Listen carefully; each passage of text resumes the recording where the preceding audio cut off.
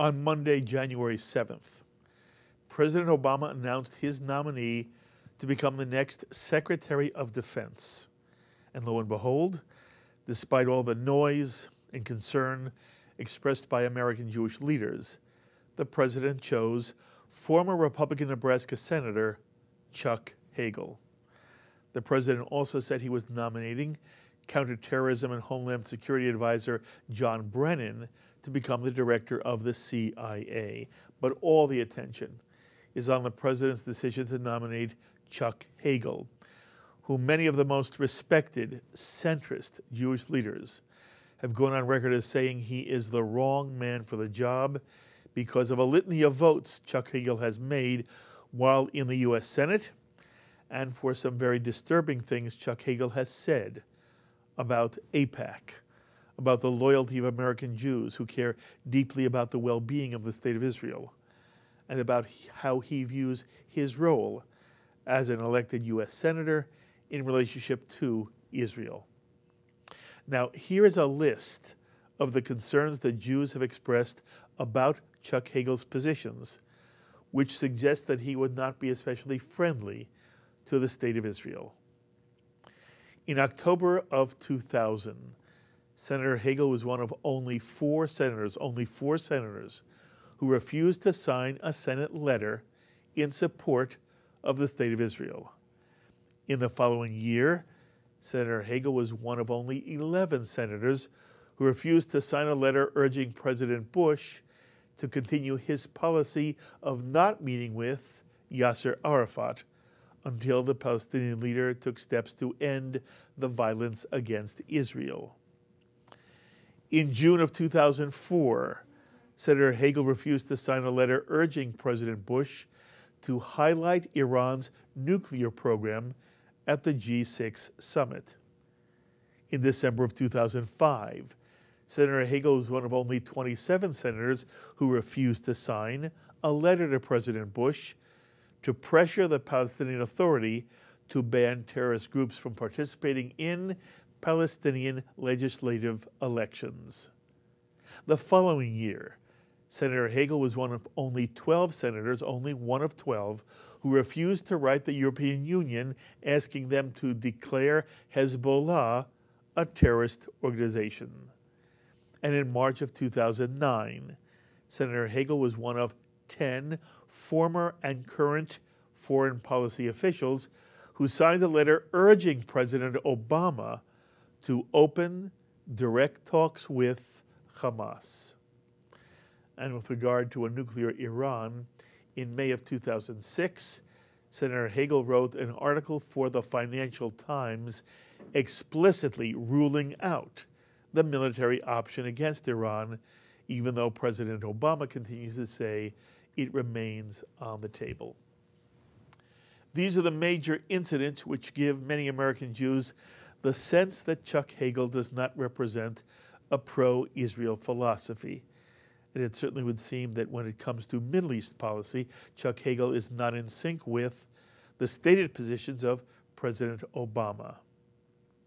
Jerusalem Post columnist Izzy Liebler, who wrote a scathing critique of Chuck Hagel, summarized his own position by saying that Hagel represents one of the most hostile antagonists of Israel in the mainstream political arena, citing the fact that during the Second Lebanon War, Hagel blamed Israel as much as Hezbollah for the conflict, and that Hagel has questioned the patriotism of the American Jewish community, accusing American Jews of displaying dual loyalties, proclaiming that the Jewish lobby intimidates a lot of people, and making a point of saying, I am a United States senator, not an Israeli senator. On the one hand, an obvious observation, but when it needs to be said, it raises questions. You may be interested to know that many of the items we just cataloged for you came from a list published by the NJDC, the National Jewish Democratic Council, which prior to Senator Hagel's nomination actually went on public record expressing its concern over the possible nomination of Chuck Hagel as Secretary of Defense. However, now that the president has nominated Chuck Hagel, the National Jewish Democratic Council is taking a very different position, and it sent out a new release that says, President Barack Obama's unprecedented pro-Israel credentials are unquestionable, and setting policy starts and stops with the president. While we have expressed concerns in the past, we trust that when confirmed, former Senator Chuck Hagel will follow the president's lead of providing unrivaled support for Israel on strategic cooperation, missile defense programs, and leading the world against Iran's nuclear program. By the way, we invited the NJDC, the National Jewish Democratic Council, to speak with us here on Shalom TV today to discuss their feelings about President Obama's decision to nominate Chuck Hagel. I am saddened to say the NJDC refused to come on with us to discuss this matter, which I find to be a disturbing pattern of American Jewish life, where Jewish institutions and Jewish leaders feel they can make public pronouncements, which they make for the express purpose of influencing Jewish public opinion, and then refuse to discuss and debate the pros and cons of their position. It's unacceptable on the American public scene in general. I find it absolutely unacceptable, irresponsible, even cowardly for American Jews, whether on the left or on the right, to make public statements they're not willing to then discuss in public. And the reality has been that up till now, there's been no major Jewish television network holding people responsible for the things they write and say in public. And I hope Shalom TV opens a more honest forum for dialogue where people of all political, ideological, and Jewish perspectives can talk with one another in front of you, and sometimes I hope with you when we add your phone calls to the discussion. And I hope that those of you who are watching Shalom TV right now, that you'll support our efforts in this regard, and even informally in your own circles, begin to lobby for more open discussion of the sensitive issues facing the Jewish community today. In any case, while no one from the NJDC, and we asked many other Jews who are very supportive of the president, we've asked them all to come on, and they've all declined. We at the same time thought that it would be nice for them to explain why they are not critical of the Hagel nomination. While no one would speak to us today, we are pleased to be joined by an individual who has long been a vocal supporter of President Obama, as well as the State of Israel. As always, I'm most pleased to have on our phones right now the distinguished professor of law at Harvard University, Alan Dershowitz. Alan, thank you so much for taking a moment to speak with us. Thank you so much. So, Alan, first of all, you wrote a terrific piece today, op-ed piece. Let me ask you, what in general is your reaction to the nomination of Chuck Hagel for Secretary of Defense? Well, I'm very disappointed. I expected that the president would appoint somebody who supported his own views on Iran. Remember, he's made a promise to the American people before his election that he would not allow Iran to develop nuclear weapons, even if that took military action, that he would not accept containment of Iran. And now he nominates to the position of Secretary of Defense a man who is opposed even to sanctions, and who's certainly opposed to the military option, and who seems to favor allowing Iran to develop nuclear weapons. That seems inconsistent with the president's views, and it means either the president has changed his views, which I doubt, or perhaps that he's persuaded his nominee to change his views, and we'll wait to hear that when he testifies in front of Congress. Right now, the nomination sends a mixed message to the Iranian mullahs. It basically says to them, look, the red light has changed to yellow, maybe even green, and if you proceed with the nuclear program, you won't be militarily prevented from developing weapons. Mm-hmm. Alan, in the piece you wrote today, you said two things in general. One was that, as you just said, you're afraid that the appointment of Hagel, if he is in fact confirmed, would make it more likely for Iran to develop nuclear weapons. And you also said it raises the question about whether the president has Israel's back. That's how you expressed it. What did you mean by that part? Well, the president has said over and over again, he said it to AIPAC, he said it to me, he said it to many of his supporters, that he has Israel's back when it comes to security. Now, Hagel does not have Israel's back.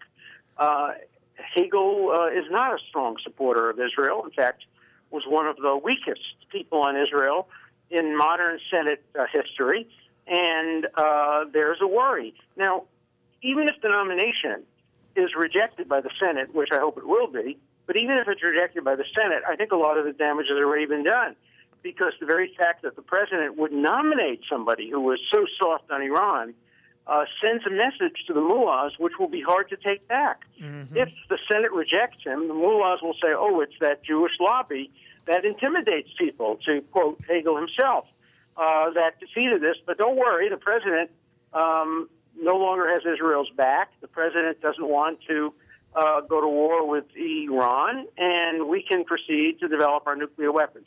My fear is that that message will be misunderstood, hopefully misunderstood, by the Iranians.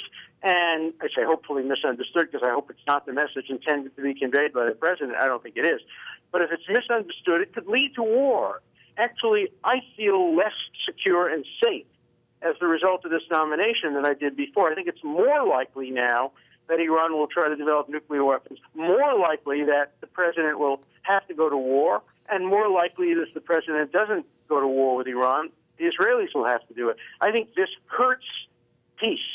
I voted for President Obama because I believe in peace. I don't want to see the United States attack Iran unless it's absolutely necessary. I want to see the Iranians put in fear of attack so that they won't develop the nuclear weapon. I'm afraid that that fear has been dissipated now, and that it's more likely than it was previously that the Iranian regime will now develop nuclear weapons and will have to be militarily stopped.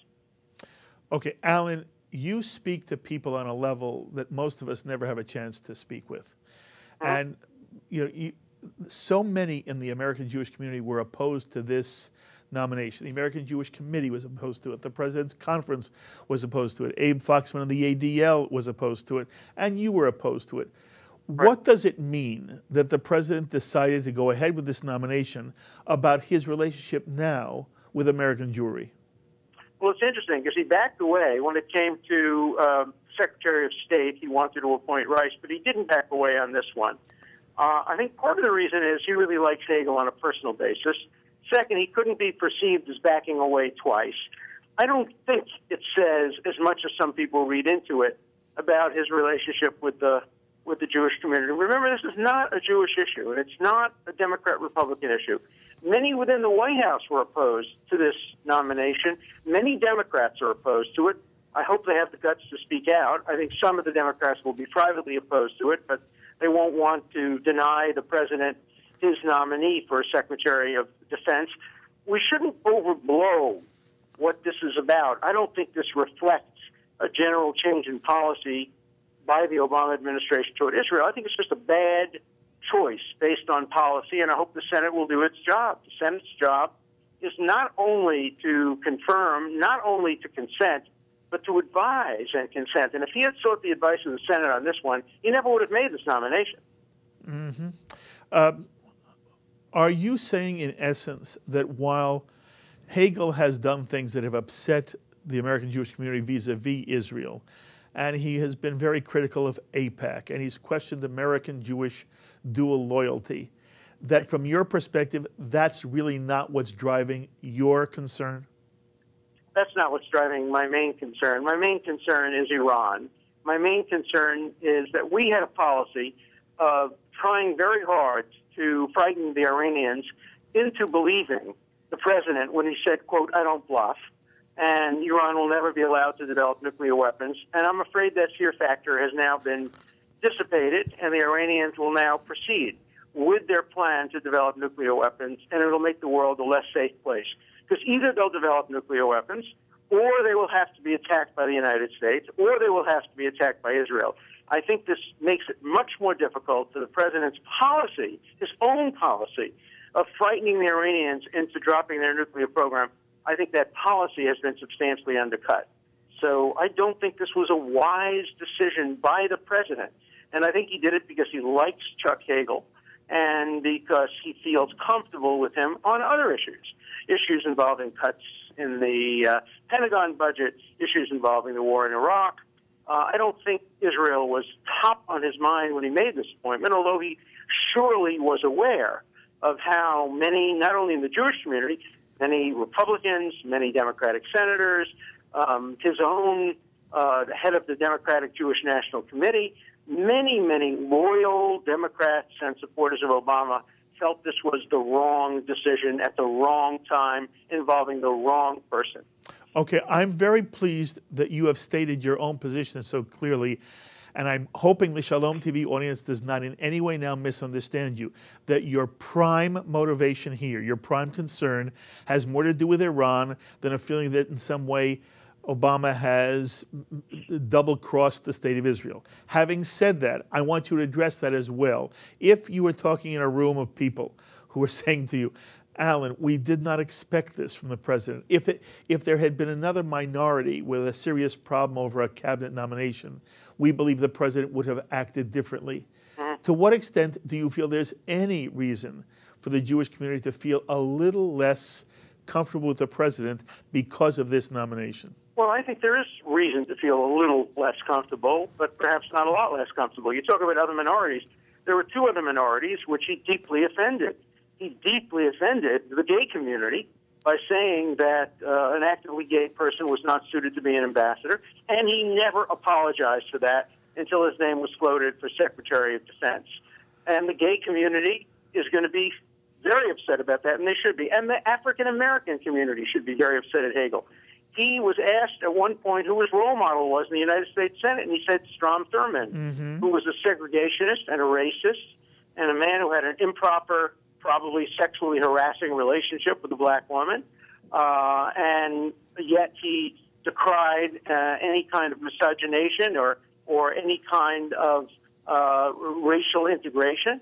And to have Strom Thurmond as your role model is deeply offensive to those of us who worked in the civil rights movement and to anybody who is a person of color.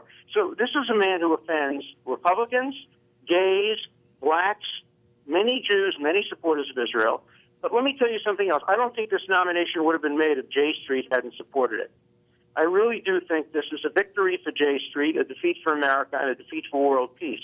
But J Street gave the president a cover. Peter Beinart gave the president cover. Tom Friedman gave the president cover.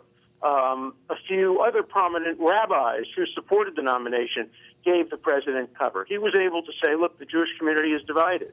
The Jewish community is not divided on this issue.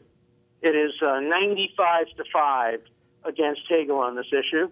The pro-Israel community is not divided on this issue. Israel is not divided on this issue. Only J Street creates division on an issue like this. Alan, does this nomination indicate anything about the strength or weakness of Jews within the Democratic Party?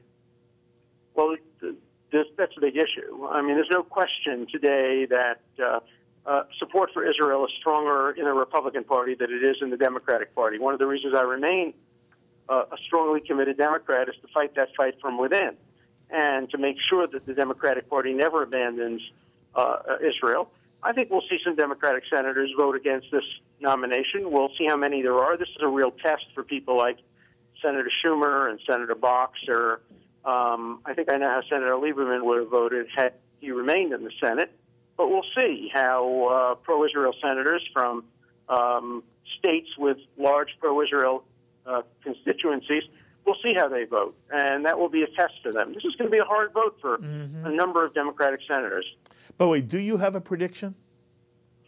Yes, I have a prediction that it will go through because I don't think the president would have made the nomination had he not counted noses. But I expect that some of it will depend on how Hagel does. in the confirmation process. And the big question for the Republicans is whether they want to filibuster this nomination, and what would your advice? Whether there'd be enough votes to overcome a filibuster. What would your advice be on a filibuster? I don't give advice on things like that. Okay. That's an issue, for a party that I'm not a member of. So That's something they're going to have to decide for themselves. I hope that I am asked to testify on this nomination. I will accept an invitation to testify on this nomination, and I will express my views in strong terms. And I will testify as a Democrat who voted for President Obama and who is a strong supporter of Israel and a strong opponent of Iran developing nuclear weapons and a strong supporter of peace. So if I'm asked to testify, I certainly will. Alan, Bret Stephens made a comment after this nomination, and it was sort of directed at Jews who supported Obama. And again, right. virtually 70% of the Jewish community voted for the president. And Bret Stephens is suggesting that this nomination in some way proves that the president is all the things that those were against the president in the Jewish community were worried he would be. If you were talking to Bret Stephens, what would you say? I would say that's not right. I certainly hope it's not right. The president has made very strong statements about his support for Israel militarily and in terms of security. He's done nothing to undercut that. During the recent breakout of violence in Gaza, the president was completely supportive. He's been supportive with Iron Dome. I think it's too early to make judgments generally about the president's policy, but if this is the beginning of a trend, then there is concern. And I will be carefully watching everything the president says and does when it comes to the Middle East with a special scrutiny following this nomination, which I think is a mistake for America. It's not only a mistake for Israel, it's a mistake for America, it's a mistake for world peace, it's a mistake in relation to our foreign policy toward Iran, and that's why I'm opposed to it. I'm opposed to it not as a Jew or as a supporter of Israel. I'm opposed to it as an American who loves peace. One more issue on this whole discussion. There was an op-ed piece today in the New York Times by Roger Cohen. And I want to read you a very brief section, and then I want you to comment on it. And I'm going to tell the control room, we're going to go to skip the first one, go to the next one. Basically, he is saying that this was a good move for Israel. And then Roger Cohen writes this, Alan, self-styled true friends of Israel, now lining up against the Hagel nomination, are in fact true friends only of the Israeli right. These true friends shout the loudest. They are well organized and remorseless. Hagel, like Obama, is a quiet, strong friend of Israel. The movement against him is a relic of a binary with Israel or against Israel vision that does not have the true interests of Israel or in the United States at heart. And I'm wondering what you think of Roger Cohen's statements. It's total nonsense. If you want to know what Israel's interests are, ask Israelis. I know of no Israeli prominent figures who support this nomination. Normally, whatever side Roger Cohen's on, I'm on the other side. And remember whose company Roger Cohen is with. He's with Stephen Walt, certainly no friend of Israel. Patrick Buchanan, certainly no friend of Israel. And very often, Cohen lines up with people who are not friends of Israel and who purport to be friends of Israel. The best way to judge whether something is in Israel's interest is to ask Israelis. And ask Israelis on the left and the right. I am not a right-winger. I am a person of the left who supports Israel. And the idea of demonizing everybody who's opposed to Hegel as a member of the binary right-left is just a form of McCarthyism. And there's been a lot of McCarthyism around this campaign, efforts to try to claim that the only people who are opposed to Hegel are people of the extreme right, people who support Likud, people who are opposed to ending the settlements, people who are opposed to the two-state solution. That is total nonsense.